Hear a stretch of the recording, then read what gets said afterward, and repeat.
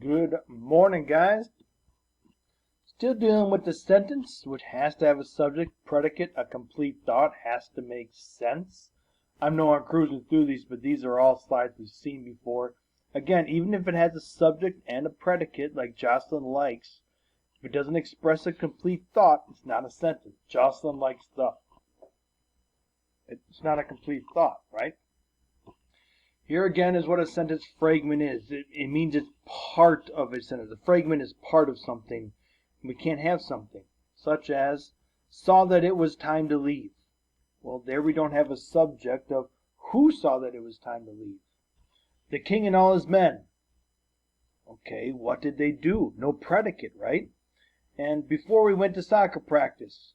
Now, whoever did something, what we do, went, but doesn't express a complete thought. What did you do before you went to soccer practice, right? And so that's what we have here. So in preparation for today's assignments, you kind of have somewhere you got to figure out if it's a sentence or not a sentence. Again, pretty clear. They've got to have three things: a subject, a predicate, and a complete thought. Take a look at these here. If you're looking here, they all have part of those three things, but not all three. It might have a subject, it might have a predicate, but it doesn't express a complete thought. That's not a sentence. Even if it has a subject predicate, it still has to complete the thought. It still has to make sense. So the girl who ate all the cake, we have the girl as the subject. She ate all the cake, but doesn't express a complete thought, doesn't finish it. And so that's not a sentence.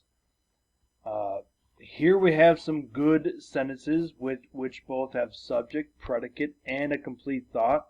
And over here again, we don't. You can notice a difference. The incomplete ones, you're always kind of left hanging. You're always kind of left wanting more because it doesn't complete the thought.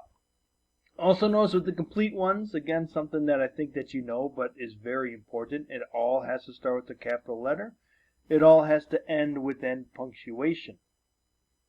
Here's your assignment, guys.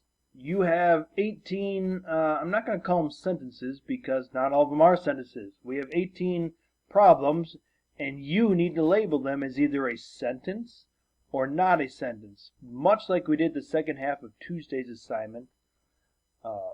Simply read the word, see if it has three things: subject, predicate, and a complete thought. If it has all three, write down sentence. If it's missing one or more of those things, it is not a sentence. Write not a sentence. That's your assignment, guys. Lord's blessings to you as you praise your Savior.